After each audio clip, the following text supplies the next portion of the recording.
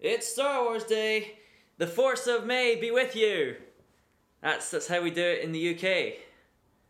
Talk like Yoda. Today is a good day, because today, cinemas in the United States finally get The Avengers. It's no big deal. It's been out here for a week. I've seen it twice. It's so good, oh my god! Everything I wanted in a movie ever is in this movie, and it's just the best thing. And you get the Hulk and he's doing the smashing thing, and then there's the Iron Man with the Joss Whedon is giving me feels. It's a good film. I enjoyed it a lot. It's just like nearly 3 hours of fun. If you've been watching superhero movies as long as I have, you've been hoping for this team up, and you've been hoping that it's not crap. And it's not crap! I can't recommend it enough, and for some bizarre reason, a lot of you guys trust my judgment when it comes to movies, so seriously, trust me on this one. There was one issue about the film that I kind of wanted to talk about today though. Not so much the film itself, more than the marketing. For those of you who live outside the UK and were probably blissfully unaware, Marvel didn't release the Avengers here under the name The Avengers. The name was changed to Avengers Assemble. No, sorry, wait. The full title is Marvel's Avengers Assemble. The given reason they did this is because of a TV series that was on in Britain in the 1960s that was also called The Avengers but wasn't about the Marvel superheroes. And obviously the studio thought that if they released a movie under that title with characters like Iron Man and Thor on the poster, people would still get confused between the two. Now I'm just going to go on record and say that I really appreciate that they did that. Because as a simple-minded British consumer with no grasp on pop culture,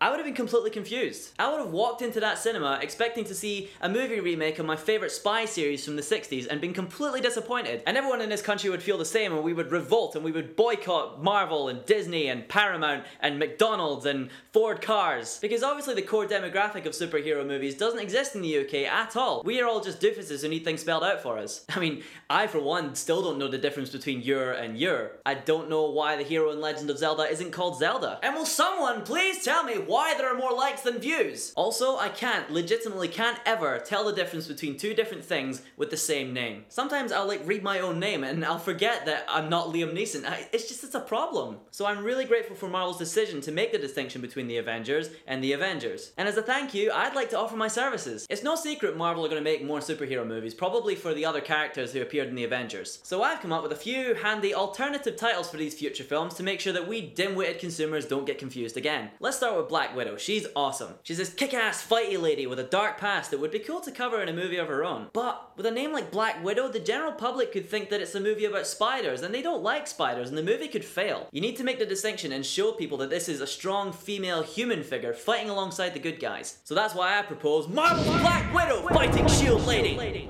Who else? Hawkeye. He's cool. He had a good character in Marvel's Avengers Assemble. And with movies coming out this year like The Hunger Games and Brave, we can see that archery is making a comeback, so you'd be silly not to capitalize on that. But with a film title like Hawkeye, I don't know, idiots like me might get confused with, I don't know, Goldeneye, and we might end up thinking that it's a James Bond movie. We need to make the distinction. James Bond runs around and shoots people with gadgets and guns. Hawkeye has a bow and arrow, not a gun. So for a Hawkeye movie, I propose the title, Marvel's Hawkeye has a bow and arrow and not a gun. I think it's catchy. And who knows, maybe Marvel will want to make a whole movie about S.H.I.E.L.D. There's so much ground to cover there. The helicarrier was really cool. I'd like to see that in action in more movies. And I really want to know what happened to that Nick Fury character's eye. I mean, I don't know, I don't read the comics. But if you just named the movie S.H.I.E.L.D., dumb British audiences might get confused with the American TV series The S.H.I.E.L.D. I mean, there's guns in that too. You can't expect us to keep up. But you don't have to come up with a big complicated name for S.H.I.E.L.D., you just have to use its name. Its full name!